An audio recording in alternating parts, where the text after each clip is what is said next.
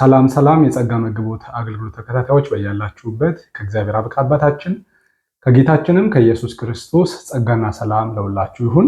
ለዚህ ቻናል አዲስ ሆናችሁ ሰብስክራይብ በማድረግ ቤተሰብ እንድትሆኑ እንዲሁም ደግሞ መልእክቱ ለብዙዎች እንዲደርስ ሼር በማድረግ እንድትተባበሩን በጌታ ፍቅር እጠይቃለሁ። ዛሬ ከባለቤቴ ጋራ አንዳንድ የመጽሐፍ ቅዱስ ሐሳቦች ላይ እንወያያለን። እሷም የምታቀርብልኝ ጥያቄዎች ይኖራሉ። መጠየቅ የምትፈልጋቸው አንዳንድ የመጽሐፍ ቅዱስ ሐሳቦች አሉ። እነሱን ጥያቄዎች እኔም በተቻለ መጠን መጽሐፍ ቅዱስን መሰረት አድርጌ ለማብራራት ነው ወደ እናንተ የመጣ ነው። በመጀመሪያ እሷ ራሷን ታስተዋውቀንና ወደ ጥያቄዎቿ ትገባለች። እስከ ፕሮግራማችን ፍጻሜ ድረስ አብራችሁን ቆዩ።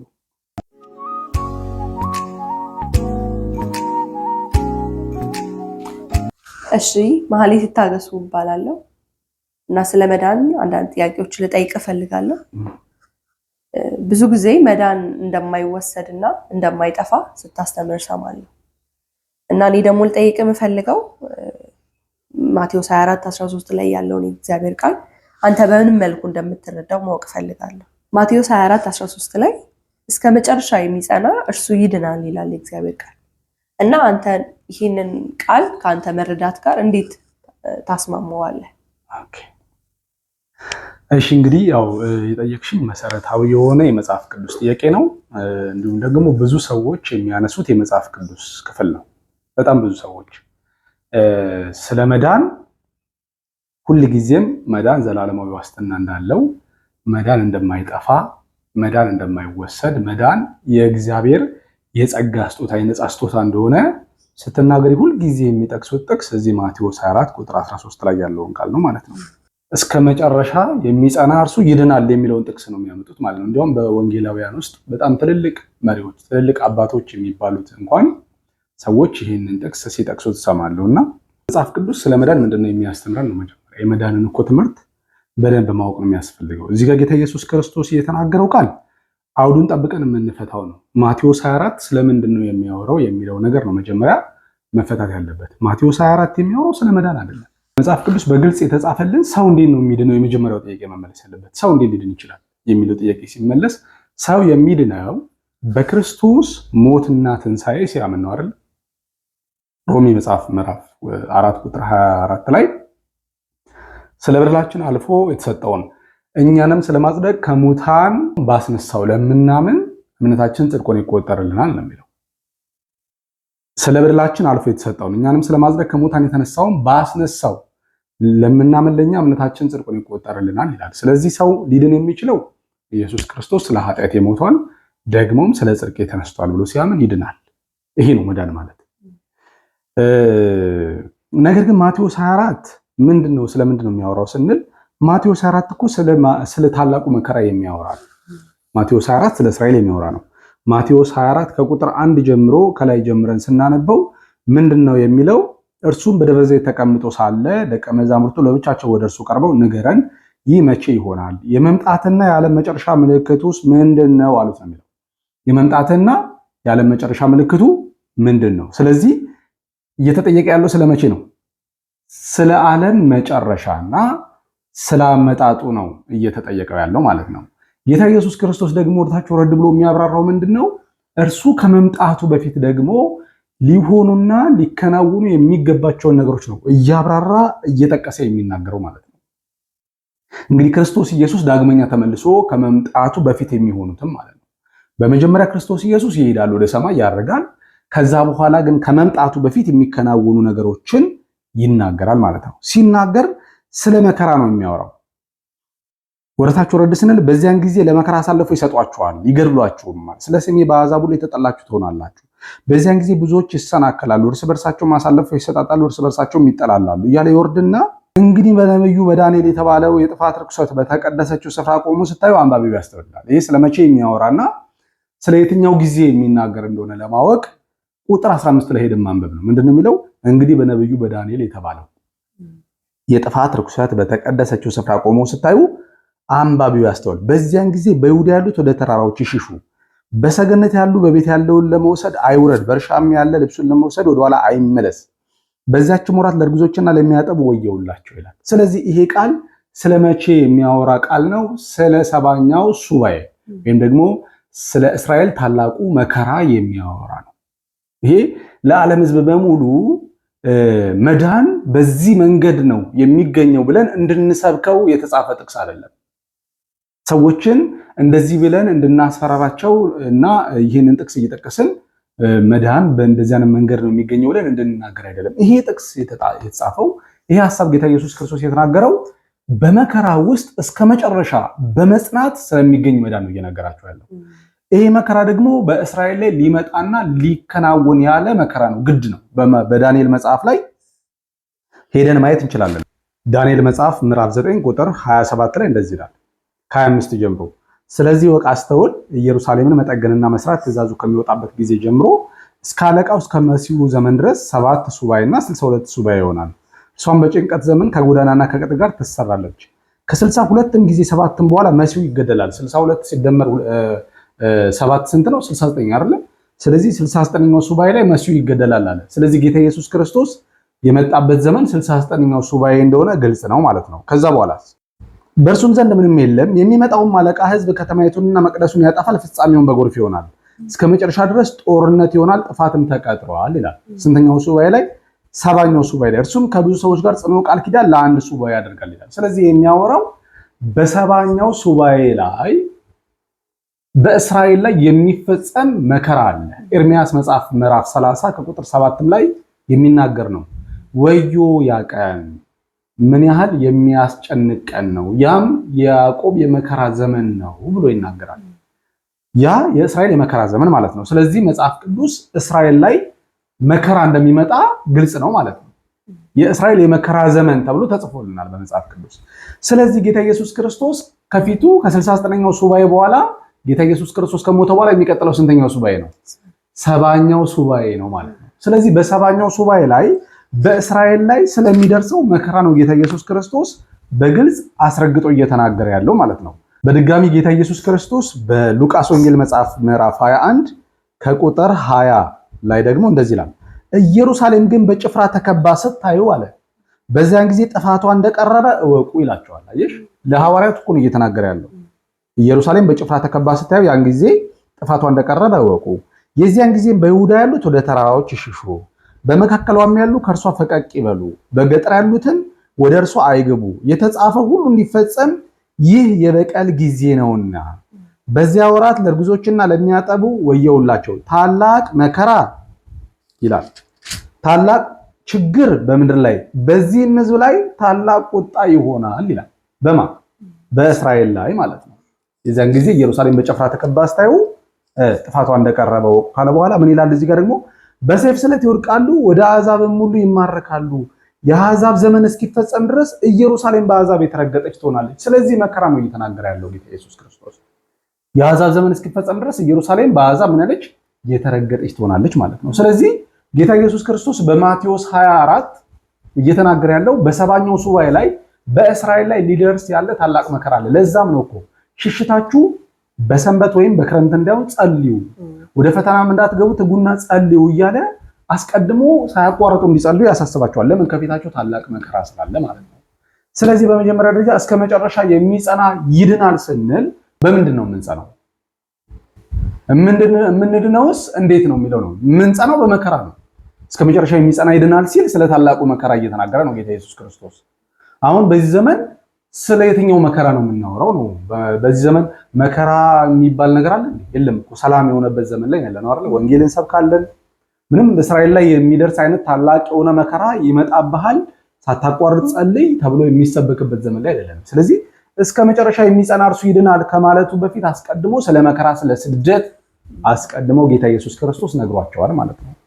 ግን በዚህ በ7ኛው ሱባኤ ላይ የሱባኤው እኩሌታውን ነው እስራኤል በአሕዛብ የተረገጠች የምትሆነው ማለት ነው። በራዕየ ዮሐንስ መጽሐፍ ምዕራፍ 11 ላይ ይናገራል።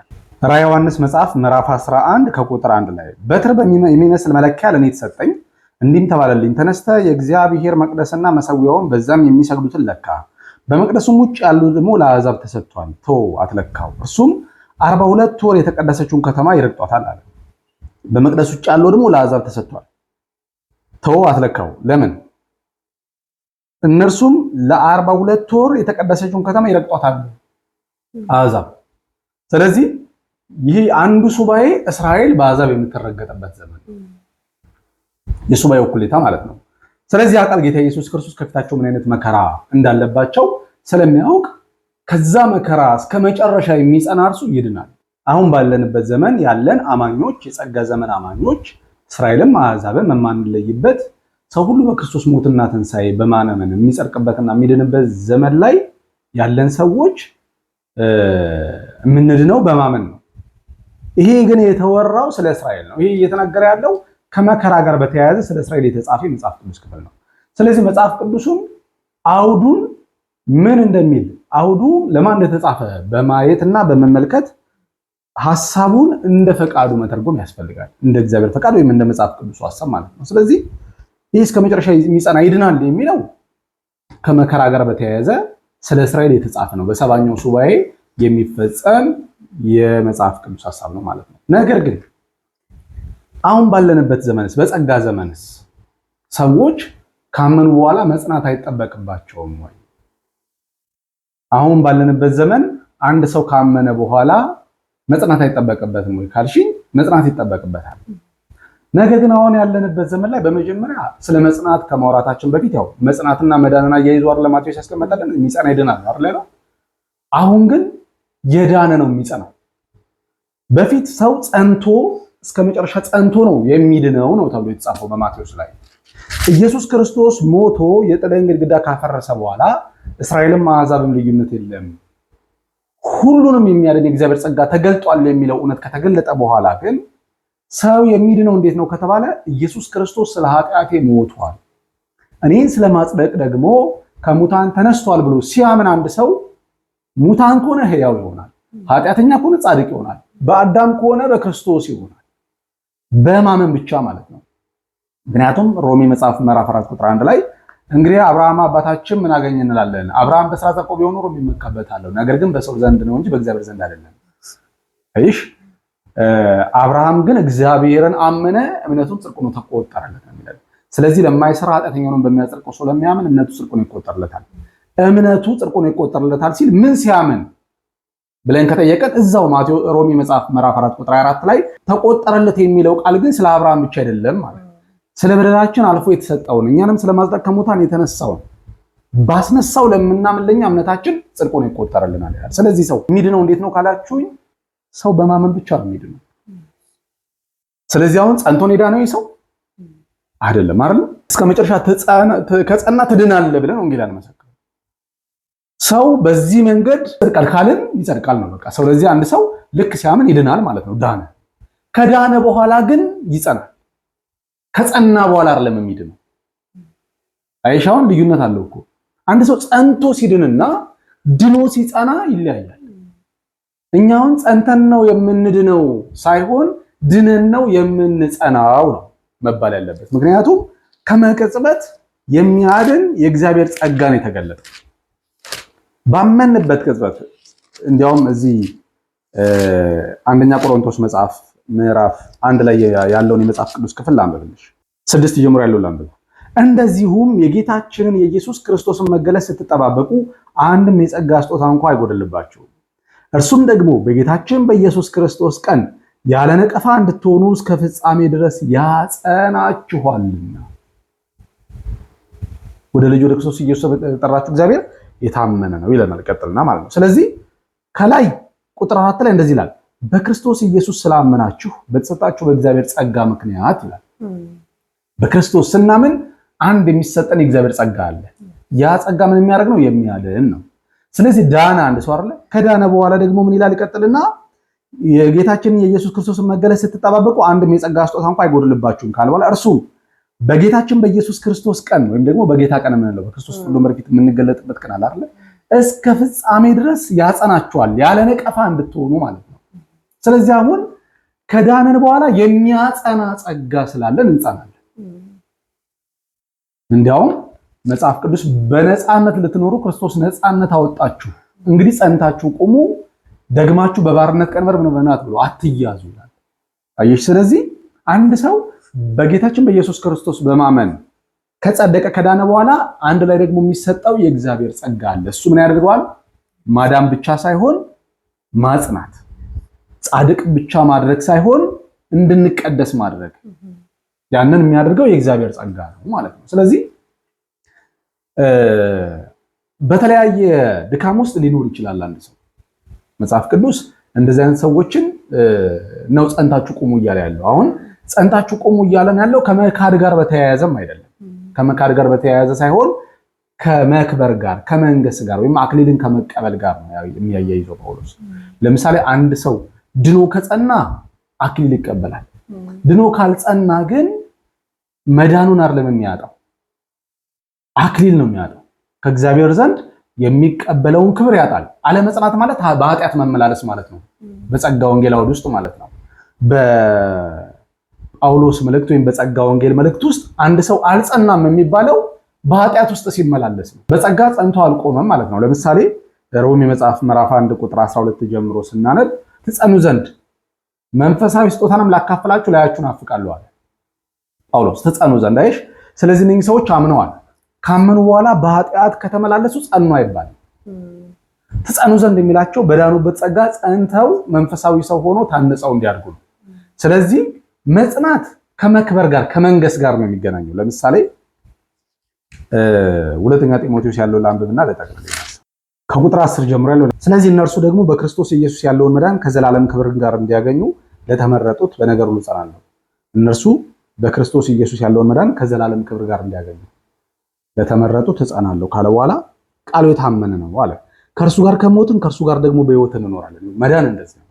መዳን በምንድን ነው? ከእርሱ ጋር ከሞትን አለ ከእርሱ ጋር በሕይወት እንኖራለን አለ ሲያወራ ከመዳን ጋር ያያያዘው ይሄን ቀጠለና ደግሞ ከእርሱ ጋር ደግሞ በሕይወት እንኖራለን ካለ በኋላ ብንጸና ደግሞ ከእርሱ ጋር ደግሞ እንነግሳለን ያለው እንድናለን አይደል?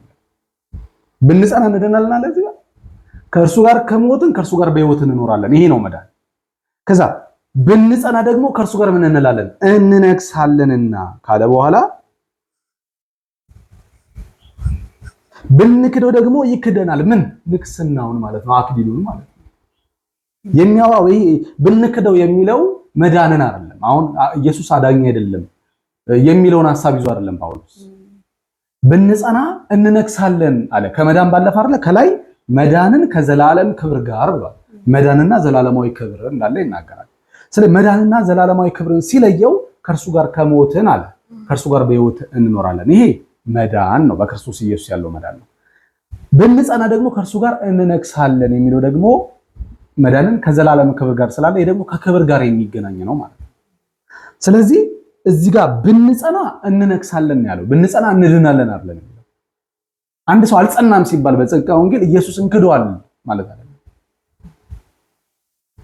ገብቶሻል? አሁን ሰው በክርስቶስ ኢየሱስ ከሆነ በኋላ በስጋዊነት በዓለማዊ ምኞት እንደ ዴማስ ሊኮበልል ይችላል። ለምሳሌ በመጽሐፍ ቅዱሱ ሐሳብ ስንረዳው ጳውሎስ እንደሚያወራው ክዷል ነው ይህ ሰው የሚባለው። አልዳነም ወይ የሚለው ጥያቄ ላይ ስንመጣ ግን ድኗል። አይሽ አሁን ጌታ ኢየሱስ ክርስቶስን አይደለም እኮ የተወው ዴማስ፣ የተወው ጳውሎስን ነው። ይሄን ዓለም ወዶ ትቶኛል አለ። አንድ ሰው ጌታ ኢየሱስ ክርስቶስን ካመነ በኋላ አይ በቃ ወንጌል ማገልገል አልፈልግም፣ በቃ የራሴን ሕይወት ነው መኖር የምፈልገው ብሎ የራሱን ሕይወት ሊኖር ይችላል። ይህ ሰው በክርስቶስ ኢየሱስ ያለውን መዳን ያገኛል። ነገር ግን ከዘላለም ክብር ጋር እንዲቀበሉ እንዲያገኙ እጸናለሁ ስላለ ጳውሎስ ያን ዘላለማዊ ክብርን አያገኘውም ማለት ነው። ወይም ደግሞ ከክርስቶስ ጋር አልጸናምና ከክርስቶስ ጋር አይነግስም ማለት ነው። ስለዚህ መጽሐፍ ቅዱስ የሚያስተምረን ስለ መጽናትና ስለ መዳን የሚያወራው በጸጋ ወንጌል እንደዚህ ነው። መጀመሪያ እንደናለን፣ ከዛ በኋላ ደግሞ እንጽናለን። ጽናት የአክሊል ውጤት ስለሆነ፣ ጽናት የክብር ጉዳይ ስለሆነ ማለት ነው። እና በትንሹ ይህንን ይመስላል። ሌላ ጊዜ ደግሞ በስፋት ይህንን ሀሳብ እንነካከዋለን። ሌላ ተጨማሪ ጥያቄ ካለሽ ጥያቄውን ማቅረብ ይቻላል። እሺ፣ አመሰግናለሁ። ሁለተኛው ጥያቄ ደግሞ